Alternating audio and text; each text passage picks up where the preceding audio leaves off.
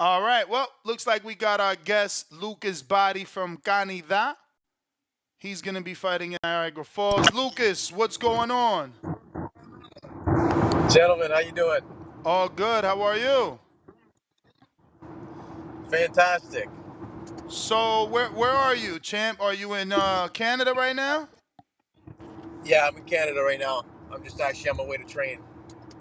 It seems like this has been a long time coming, man. I feel like I've been following your career for so long, and now you finally get a fight on television. It's going to be live on the Zone, and you'll get an opportunity to show the world what you got. Absolutely. This whole time I just needed opportunity, and I got it. I'm fighting the top 10 guy in the IBF. So this is my time. This is my opportunity. And you get to show that you're a draw. I mean, your promoter Phil LaGreco, manager. I can't remember at this point, but I know that you're affiliated with Phil LaGreco, and he's been saying you've been a draw in Niagara Falls for some time now. You get to prove it. What sort of a state is it? A stadium, arena? How many does it hold? What are we looking at? It's um it's a convention center. There's about, I think there's 1,700 seats. Okay, okay. So this will be how many times now that you headline there? Um, as a pro, three or four times. This will be third or fourth. And this is the first international television, correct? Actually, the one in 2022 that was also on the zone. Sorry. Last summer was also on the zone, and that was for the IBF North American title I got. Now, as far as you know, this will be on the Zone USA, or is it the Zone Canada only, or how's that work? Do you know those details yet? You know what? I'm not 100% sure on that. I'm not 100% sure on that. So what can you tell us about your opponent? He is Argentinian. We just seen what our new friend Gustavo Limos was able to do, and the impression he made on the world. So you can never truly underestimate an Argentine fighter. He's orthodox. He's 31, and he has 12 knockouts. What's your thoughts on your opponent? You know what? He's a very strong fighter, explosive, um, and I'm gonna assume he's gonna be very durable. Um, He's a game fighter. He had a lot of amateur experience as well. He was a WSB fighter. I seen that on his box rec. Obviously, he's on a big winning streak, a knockout streak as well. So I'm expecting the best version of him.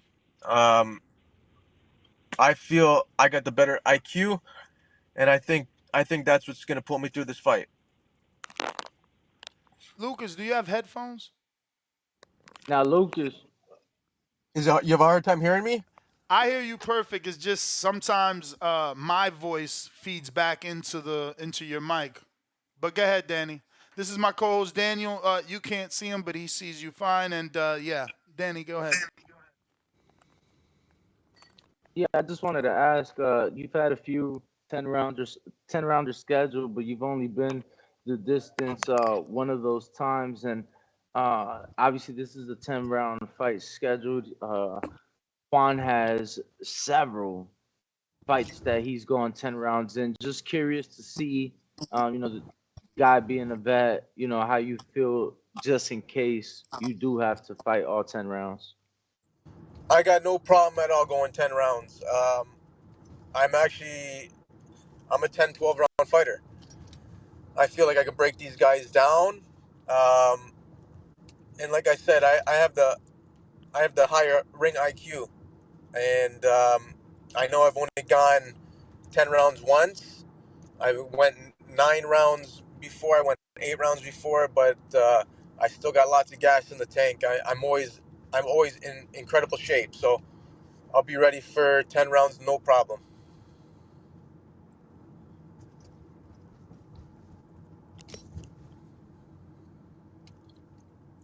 Danny, you Now, done? for you, Oh, what type of camp has this been? Talk to us about the preparation. How long have you known about the fight, and how long have you been in camp? You know what? I've been in camp. I'm always in the gym. Um, and as far as this camp, I I've known about since this fight in particular since March. But I was supposed to fight back in December, January. We had a few postponed dates. So I've been in camp basically since November. I'm never out of the gym. I'm one of those guys that stays in the gym even when he's not fighting. So um, yeah, I'm always going to be in shape. And when it's time to start fight camp, it's more fine tuning for me. It's not getting shape. It's not fat camp. It's more fine tuning. So Lucas, last we spoke, which was about a year or more ago, you were coming off of a hand injury. How is that? And were you able to recover, 100%? Yeah, I broke my hands pretty bad. I had some surgeries, but I've had 5 fights since, and I've had some good luck. I haven't had any issues with them since, and I get a good guy to wrap my hands. I got the best gloves. I wear Grants, and I haven't had any issues. And I've been throwing some cannons, so it's not a worry anymore for me. That is something that you're known to be a puncher. How's the hand felt? Have you been reluctant to let it go full steam because of the injury? My first 2 fights back, I would say yes, but now, um, now no, I don't hold back at all. No way. I could throw without thinking about it now. Do you know what I mean? My first 2 fights back, I was a little hesitant on throwing the big right hands and big shots, but actually, funny enough, those are the only 2 fights I went the distance. So you used to come out to America a lot. Have things changed? Have you been in Canada? Because I know you spent some time in LA getting some sparring. Has that changed? When the last time you've been to the States? I was just actually in Vegas a couple weeks Oh, ago. So damn. yeah, I still do lots of traveling for training and sparring, whether it's Vegas, Florida, wherever I could get it. I'm willing to travel, no problems. So what gym you were at in Vegas? Um, I was at Top Rank. Oh, Um, yeah, most of it was at Top Rank, and I was did you also at this spar? other gym. No, you know what? There was no lightweights in the gym. Mm. Devin's a Yeah. lightweight, man. I missed them. I missed them. I left. I They had my flight booked, and then I think he came in the next day. I ah. was hoping to get some rounds with him, but You should have told um, me, man. My co-host is Yo, like his best hold friend. on. Nah, were you Whoa. wait. Were you what's his name? Ryan? What's our boy from Canada? Ryan, Ryan right? is Fraser. it No, he wasn't with Ryan though. No, not with them, but do you know him? Ryan Fraser, Joshua Ryan Fraser? Fraser. Yeah. I think he had actually hit me up to set up the sparring, but Oh, you left to okay. Canada. Yeah, and you left to Canada, cause once Dev said yeah, I think you were leaving to Canada like that Monday or Tuesday or something, and he was Tuesday. getting Yeah, Why back you from ain't LA. cancel that Yeah. flight, man? You needed that work with the champ. I know. I do. You're 100% right. Yo, tell Uh, Phil Greco get the round trip back. Oh, it's too late. Devin's in fucking New York.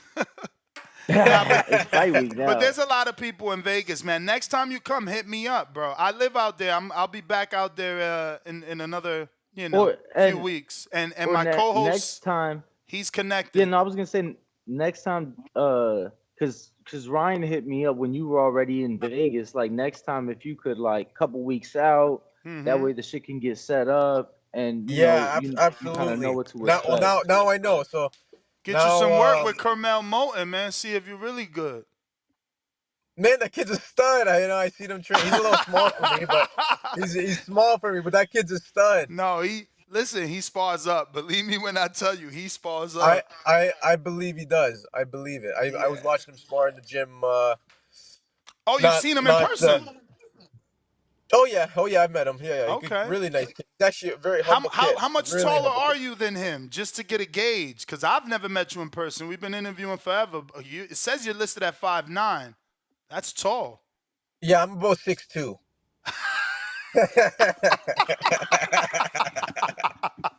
No, I love it. I'm a little shorter than that actually. I'm about 5'7". But Oh, I'll take fucking I'll box take the ring. 5'9". I'll take the 5'9". Yeah, because I'm about to say, God damn, that's almost Crawford's height or bigger than Hey, Crawford. hey, champ. I didn't want to say nothing because I did see you in top rank. I think I had met you had like a trainer with you, but Yeah. yeah, I was like 5'9". I'm like, I don't remember him being 5'9" That in must make top it rank. that must Oh, make you it were at the harder to top get. rank gym? Yeah, he was there. Yeah, I just didn't know it was you. Like I met your trainer, I saw you Okay. train, and No then later footage. that day, No footage. He later ain't that getting no day, footage, Lucas. later that day, Ryan reached out, and that's when I'm like, oh shit, I just met him, and then you vanished. He Damn. vanished. Nah, I know you had to go back. I know you went back. I know you went back. Lucas, what's your nationality, man? You have this Latino look going on. I could pass for anything, but I'm Italian. I'm half Italian, half Palestinian. Okay. So I hear that you're looking for a fight with Pitbull Cruz, man. It seems like everybody wants to call out Pitbull Cruz now that he became champ. But what does that mean? Are you gonna campaign at 40 or 35? Have you? Because I thought it was always gonna be 35 for your first title shot. Yeah, for sure, for sure. I plan on sticking around at 135. But hey, if an opportunity rised, I would take it at 140. Absolutely, 100%. Um, and I don't think Pitbull's a very big 140 as it is, so I'd have no problem moving up. But yeah, at this stage, of course, people are going to be calling him out. He's the champ. Everybody wants to fight the best, and that's just what it is. Now, you're going to be highly ranked in the IBF after this fight. Right now, you're 12. Juan Carrasco is 10. And then, George Cambosos and Loma are fighting for that vacant. What's your thoughts on the championship fight between the two of them? Who do you have winning? And who do you think you match up better versus? It's a good question. You know what? I have a hard time thinking that George is going to pull off another big upset. But this is boxing. We never you never know. Anyone could beat anyone on any given day. Um, Now, as far as who would I like to fight? Um, I've had my eye on Cambosis for probably four years now. Um, I love that fight for myself, and I'm hoping that I'm not looking past Carrasco. I still got to take care of business May 11th, but after that fight, I'm gonna be campaigning for the IBF title for sure. What's your thoughts on Maxie Hughes? And did you feel that he didn't do enough to get the win over Cambosis? I thought he beat Cambosis. I thought he outboxed him. Maxie's a great fighter. He's a great fighter. Um, I know he just got beat pretty badly by Zepeda, but that's just one of those things. Styles make fights, and I think a guy like Zepeda, you gotta have power to keep him off you, or else he's not. Like he didn't respect Nat Maxi at all. So I think you gotta. He's one of those guys. You gotta stop him in his tracks. You gotta hit him with a hard shot and make him think twice about coming in. Yeah, you're talking about power, and that's what excites me to see how real your power is going to be. You're 15 and 0, 13 knockouts. So, we get to see now because this is uh this is a decent opponent where you can make that name for yourself, you know? Yeah, exactly. I'm ready to show the world what I'm capable of. And I think a win after a win, your phone starts to ring. If not yours, obviously Phil LaGreco. Specifically, what's your thoughts on Keyshawn Davis, and do you think that you're ready for a fight with Keyshawn? He's in your division 135, highly ranked in the WBO, probably be looking at title shots. But again, you never know if you get that phone call. Yeah, absolutely. I think I'm ready for any of the top guys in the world, no matter who they are. Keyshawn's a tremendous fighter. He's a great fighter, and he looked great his last outing. Um, but like I said, I'm at that level where I'll match up with anybody in the top 5, top 10. Doesn't matter. I want all the best fighters. I have a couple questions here from the people. First one is from New York Bullet. He says, "What's up, champ? Who were some of the fighters you looked up to when you started boxing?" I was a big Mayweather fan, but I was also a big. I loved Costa Zoo. I loved his style, and I'm actually a big fan of his son Tim as well now. Um, yeah, I would have to say guys like Costa Zoo, even Canelo when he was coming up, Sugar Shane Mosley as a lightweight, amazing fighters. I try to take as much as I can from all these great fighters. I got my own style, and I don't try to mimic any styles, but I try to take little pieces of the puzzle from everybody.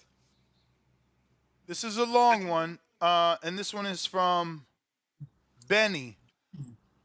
What belt do you see yourself going after? And who do you think is the most challenging fight in the division if presented the opportunity to fight a highly ranked contender like Keyshawn Davis, Floyd Schofield, Mark Chamberlain, or Andy Cruz? Would you fight them for their position in the sanctioning body? And how do you see those potential matchups going? How, all right, that's enough questions. Just two. That's a lot. That's a lot. You know what? I think we're gonna be going the IBF route. Um, I I think we are. The reason why is because, man, you get that mandatory and you're guaranteed that fight. Regardless of You know politics. I just had Mauricio exactly. Suleiman on here, and he tried to tell me that he's happy he's not known as the sanctioning body that strips champions. I'm like, bro, I see how you're trying to paint it, but for the fighter in your position, look, you believe they're gonna do their job. Whereas if you go with a WBC, you never know. You just never know. It's pretty unfair. But Yeah, I'm glad that you see that yourself as a fighter. for sure. Like with not having one of the, there's only three major promoters with the networks, and without having one of those, I got a local promoter. He does a great job with me, um, Lee Baxter. Without having one of the major promoters, it's tough to get those opportunities. And I feel like with the IBF, I'll put myself in a position where How long they don't have you have. been with Lee Baxter? I'm sorry because I mean I've seen him help several people get to the big stage. Isn't Samuel Vargas one of his biggest fighters? Yep, yep. He's recently retired, but he He was a got Lee Baxter Samuel. fighter from the beginning. He got Samuel numerous opportunities on the big stage. Huge, yeah, huge fights, huge fights. He did very well with them. I've been with Lee for about a year. Okay, okay, so it's a new relationship. Yep, And the yep, I, last two fights you're saying are on television. This one and the last, so he's doing all right. yep, yep. Exactly, exactly. All right. So again, his question was, which fight is the most challenging in the division? Is it Keyshawn, Floyd Schofield, Mark Chamberlain, or Andy Cruz? Out of those, um, I'm not too sure if it's either going to be Andy or Keyshawn, one of those two. I don't think much of that Floyd. I don't Schofield. think much. Yeah, I don't think much of him, to be honest. Why Um, is that specifically? He seems to believe he's ready to beat Shakur, Devin, Tank right now, and he's highly ranked in your division. you know what? I just I don't see it in him. I don't. And you've never been offered that fight that you know of by Golden Boy. No, no. I would take that in a heartbeat. Hmm. Take that in a heartbeat. But yeah, I don't think he's ready for those big fights. He's still a young kid. He's still a young kid. He's strong. Um, but I don't see it. He makes a lot of mistakes. Makes a lot of mistakes. All right, all right. Definitely not traditional, so I can see what you mean. We got Jazz that says, "What do you think about the IBF day before weigh-in? You know, that 10-pound restriction the next day." Um, for me, it doesn't really matter too much. Like 10 pounds isn't enough for me. I'm probably in the ring at 47, so it's not a big deal for me. But I could see how some guys would hate that. But for me, it doesn't make a big difference. All right, all right. Um, what's your thoughts on Shakur Stevenson and would you take an opportunity versus him right now? He doesn't have a confirmed opponent for July 6th. Doesn't give you too much time, but you know, maybe I don't know. I'm just saying. Because Yeah, he's not I would. someone that everybody's running to fight, right? Like they're using the excuse of the last fight as a reason not to fight him, but he's only really looked like that once. Before that, he was, you know, he got a stoppage over Herring. He had a great fight with Valdez. Yeah, I would definitely take that opportunity. I think Shakur's a fantastic fighter. He's got amazing distance, southpaw. He does everything very well. But I don't think people fight him properly. I don't think I don't think they're I don't know. I don't think they should be aiming at this guy's head. That's all. Okay, That's all. okay, You yeah. know, The hit the body. The head does. You know, the hit body hit doesn't move. hit anything, right? But when you're aiming at one target the whole time, man, he's a master at distance But what about and those reflexes, though? He showed cat-like reflexes in that last fight. yeah, How do you cut a distance on a guy that can jump out of range? time. Well, timing. You can't just you gotta wait for him to punch too, right? Mm-hmm. Anytime he throws a punch, there's gonna be an opening. I just yeah, I mean, timing is gonna beat him. Timing's gonna beat him for sure. You just got to get someone with master timing. What's the dream fight in the division for you? The one that makes the most money. You know what? People might think I'm crazy. I think I got all the tools to beat Gervonta Davis. Call I me mean, crazy. again, if the power's real, then certainly because you have. It's like you said about Pitbull. It's the same for Tank. If he doesn't respect your power, you know, it's you're in for a horrible night. Not a long one, a horrible one. Absolutely, he could end your night in with either hand. Any like he's a fucking extremely explosive, powerful puncher.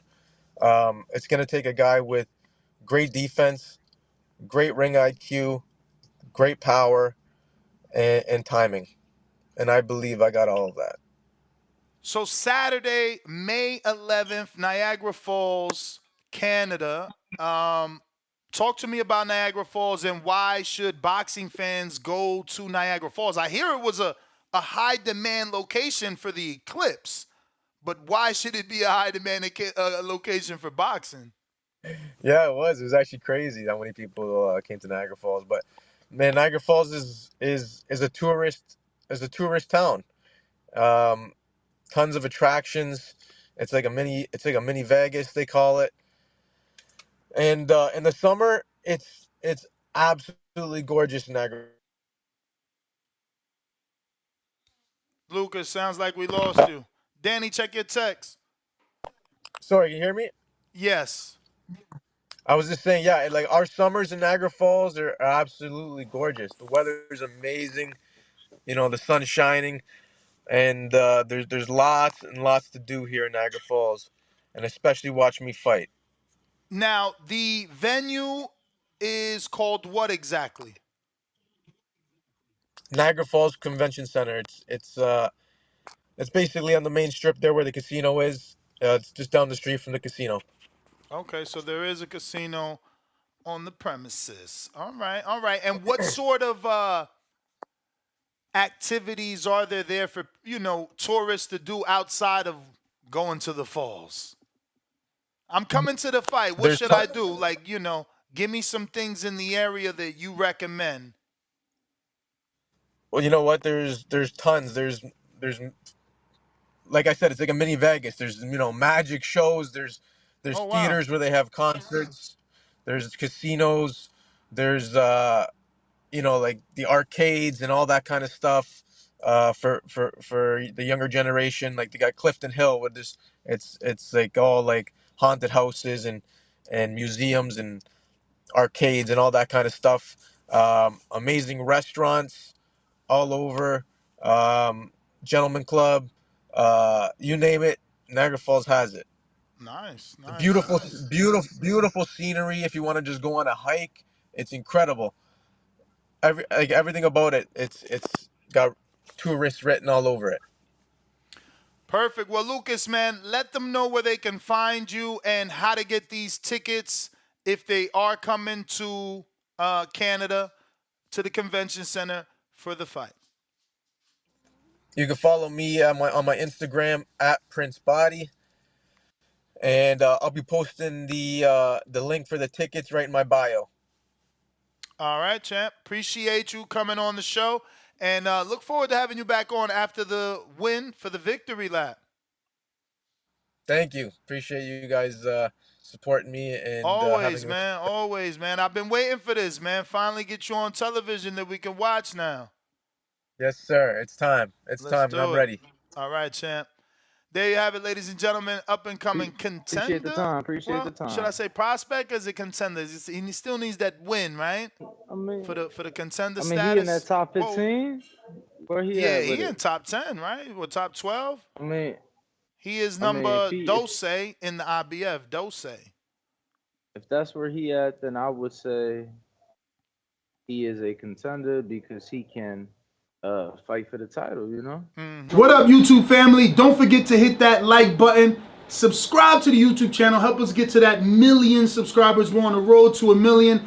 And obviously, we have other great content on our Patreon channel. So since this video is over, head on over to our Patreon and check out all the exclusive content or right here on our YouTube members.